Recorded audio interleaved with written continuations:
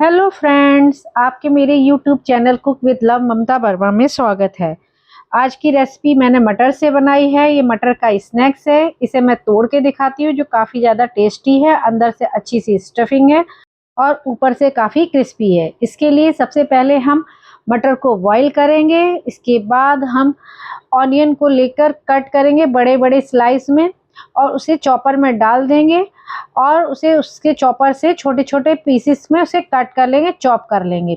आप चाहें तो नाइफ से भी कट कर सकते हैं, लेकिन मैंने चॉपर का यूज़ किया है। और जब इसे छोटे छोटे, देखिए कितने छोटे हमने इसके कट कर लिए हैं। इसके बाद हम ग्रीन चिली को लेंगे और उसे छोटी छोटी कट कर लेंगे। जितना छोटा काट सकते हैं मिर्च ग्रीन चिली को, उतनी छोटी हम काट लेंगे। आप ग्रीन चिली को कम या ज़्यादा कर सकते हैं, जितना आप स्पाइसी खाएं उतनी ही आप कट करें। और इसके बाद जब हम ये ग्रीन चिली कट करेंगे, इसके बाद हम ग्रीन कोरिएंडर लेके उसको भी बहुत महीन कट कर लेंगे, चॉप कर लेंगे उसको भी। फिर हम बॉयल पोटैटो को लेकर उनको पहले पील करेंगे। जितने भी आप पोटैटो को इसके अंदर डालेंगे या मैश करेंगे, उसके लिए सबसे पहले सारे जितने भी हम यूज़ करेंगे उनको सब कुछ पील कर लेंगे, यानी कि छील लेंगे। सारे छिलके हटाने के बाद हमने अपने बॉयल पोटैटो को या तो आप मैशर से उसे मैश कर सकते हैं या फिर आप ग्रेटर से उसे घिस के मतलब उसको बिल्कुल मैश कर देंगे। देखिए हमने इससे बिल्कुल इसको महीन महीन कर लिया है। इसके बाद जब हम इसको मैश कर लेंगे सारे जितने भी होंगे पोटैटो, उसके बाद इसमें हम कुछ बेसिक इंग्रेडिएंट्स डालेंगे।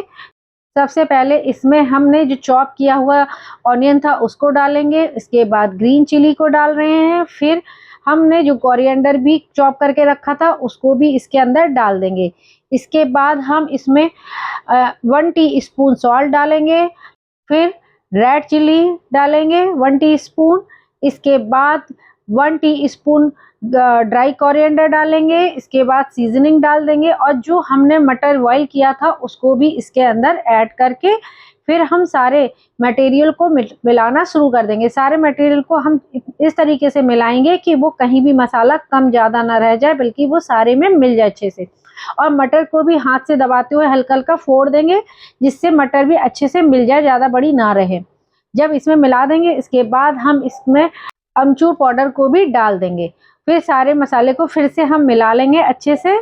जब हम इसको मिला लेंगे, इसके बाद फिर हम दूसरी तैयारी करेंगे। उसके लिए सबसे पहले एक कटोरी में 1 चम्मच मैदा डालेंगे और उसमें थोड़ा सा पानी डाल के उसकी एक पतली सी स्लरी बना के तैयार कर लेंगे। इसको हम इसलिए करना है जिससे हम ब्रेड को चारों तरफ से ज्वाइन कर सकें। इसके लिए हम बिल्कुल इसको पानी डाल के अच्छी सी एक पतली स्लरी बनाएंगे और तब तक मिलाते रहेंगे, चलाते रहेंगे, इसमें एक भी लम्स ना पड़े। फिर जब ये तैयार हो जाएगा, इसके बाद हम दूसरा बाउल लेंगे। उसमें 1.5 चम्मच या 1.5 कप आप उसमें बेसन डालिएगा। बेसन डालने के बाद उसमें मैंने आधा चम्मच मैदा भी डाला है और 1 teaspoon salt, ½ teaspoon red chilli powder डाला है। और फिर सारे मटेरियल को हमने स्पून की सहायता से पहले मिलाया है ड्राई करके। इसके बाद थोड़ा थोड़ा पानी करके इसमें हमने डाला है और उसे कंटिन्यूस एक स्पून से चलाते हुए पतला सा घोल तैयार करेंगे।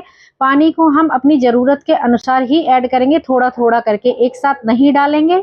और उसे इतना हम पतला बनाएंगे जिससे ये ब्रेड में चारों तरफ से आराम से लग जाए।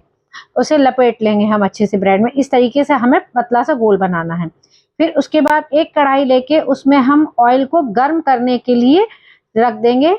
उसमें हम ऑयल को ऐड कर देंगे कढ़ाई के अंदर। फिर हम कुछ ब्रेड के स्लाइसेस लेके उनके चारों तरफ के जो एजेस होते हैं डार्क कलर के, उसको नाइफ की सहायता से कट करके बाहर कर देंगे। जब हम उन सारे एजेस को कट करके निकाल देंगे तो उन्हीं एजेस का हम ब्रेड क्रम्स भी बना सकते हैं। उनको हमें वेस्ट करके फेंकना नहीं है, बल्कि उसका भी हम यूज़ करेंगे। उन ब्रेड क्रम्स को हम एक ग्राइंडर में डाल के उन्हें भी हम पीस लेंगे और ब्रेड क्रम्स बन के तैयार हो जाएगा। ऐसे हम इसको भी यूज़ कर लेंगे। सारे एजेस को बाहर निकाल लेंगे। अब इन एजेस को निकालने के लिए हाथ को ऊपर से प्रेस करते हुए ब्रेड के ऊपर, तब साइड से हमें कट करना है। और इसके बाद देखिए अब ये हमारे ब्रेड के स्लाइस तैयार हो गए हैं। जब ये ब्रेड के स्लाइस तैयार हो जाएंगे, इसके बाद हम इसके ऊपर आलू का बैटर एक साइड से लगा देंगे, जैसा कि इसमें देख रहे हैं।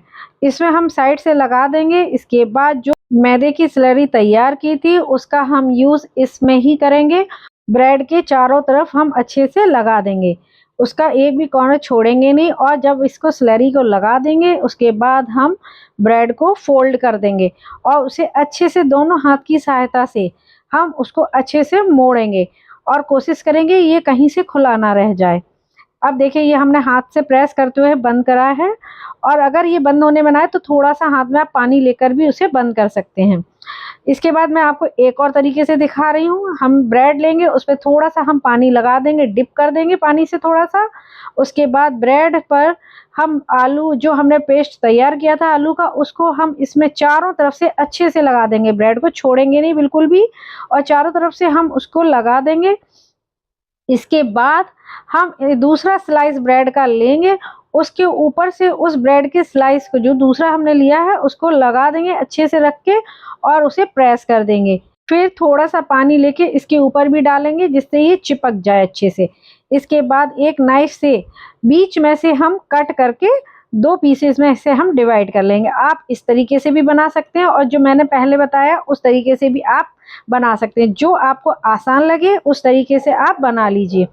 फिर जब ये हमारे ब्रेड तैयार हो जाएंगे, इसी तरीके से हम सारे ब्रेड को तैयार कर लेंगे। अब हमारे पास ब्रेड क्रम्स भी तैयार है और ये हमारे बेसन का बैटर भी तैयार है। अब जो ब्रेड हमने तैयार किए हैं उनको स्नैक्स को हम पहले इसके अंदर डिप करेंगे बेसन के अंदर, उसको हम चारों तरफ से अच्छे से लपेट लेंगे। फिर जो हमने लपेट लिया बेसन को ब्रेड को, उसको हम फिर ब्रेड क्रम्स को भी चारों तरफ से उसको लगा देंगे, उसके ऊपर अच्छे से उस ब्रेड के ऊपर कोटिंग इसकी कर देंगे। जब ये चारों तरफ से इसके ब्रेड क्रम्स भी लग जाएगा, इसके बाद हम इसी तरीके से सारे जितने भी हमने ब्रेड तैयार किए हुए हैं उनको हम इसी तरीके से कर देंगे। देखो एक हमने आपको करके दिखाया, इसके बाद हम आपको एक और दिखा देते हैं करके। इसके लिए फिर से हम एक और ब्रेड को हमने दोबारा से डिप कर लिया है अच्छे से बेसन के अंदर, और उस बेसन के डिप किए हुए ब्रेड को हम वापस से ब्रेड क्रम्स जो तैयार किया था उसके अंदर भी हम उसको अच्छे से उसके ऊपर से चारों तरफ से ब्रेड क्रम्स लगा देंगे। जब ये भी हमारा तैयार हो जाए इसी तरीके से सारे हम ब्रेड्स तैयार कर लेंगे। अब हमने जो एक कढ़ाई में ऑयल को गर्म करने के लिए रखा था, देखिए हमने रखा था पहले से ही, उसमें हम एक एक करके साइड से धीरे से आराम से हम इसके अंदर डालेंगे। एक एक करके ब्रेड जो भी हमने तैयार किए हैं इसके अंदर हम डालेंगे, एक एक करके डाल देंगे और उन्हें हम धीरे धीरे आराम से स्पैचुला की सहायता से सेकेंगे। उसके अंदर ऊपर से थोड़ा थोड़ा ऑयल डालेंगे जिससे वो आराम से ऊपर भी सिके, और फिर हम धीरे से इसी स्पैचुला की सहायता से टर्न भी करेंगे और इसे हम लो फ्लेम पर गोल्डन ब्राउन होने तक अलटते पलटते हुए लगातार सेकते रहेंगे। फिर हम और 2 ब्रेड जो तैयार किए हैं साइड से हम वो भी डाल देंगे जगह बना के, और इसको हम लगातार अलटते पलटते हुए सारे ब्रेड को हम गोल्डन ब्राउन होने तक लगातार सेकते रहेंगे। और ये काफ़ी ज़्यादा देखने में भी अच्छे लग रहे हैं, और ये जब हमने इसे टेस्ट किया तो ये वाकई खाने में भी बहुत ज़्यादा टेस्टी थे। अगर आपको हमारी रेसिपी पसंद आई है तो लाइक, शेयर और सब्सक्राइब, और प्लीज़ कमेंट करना बिल्कुल ना भूलें। आपको मेरी रेसिपी कैसी लगी, क्या कमी है आप ये भी बताइएगा, और क्या अच्छा लगा ये भी बताइएगा। और ये हमारी रेसिपी बनके तैयार हो गई है। अब हम इसको एक प्लेट में निकाल लेंगे। इसके बाद हम इसे सॉस के साथ सर्व करेंगे। आप सॉस के साथ भी इसे सर्व कर सकते हैं या खा सकते हैं, या चटनी या चाय या जो भी आपको पसंद है उसके साथ आप इसे खाइए। इस रेसिपी को बच्चों के लंच बॉक्स के लिए भी बना सकते हैं और एंजॉय करिए। और प्लीज़ कमेंट करना बिल्कुल ना भूलें। Tata, bye bye, take care.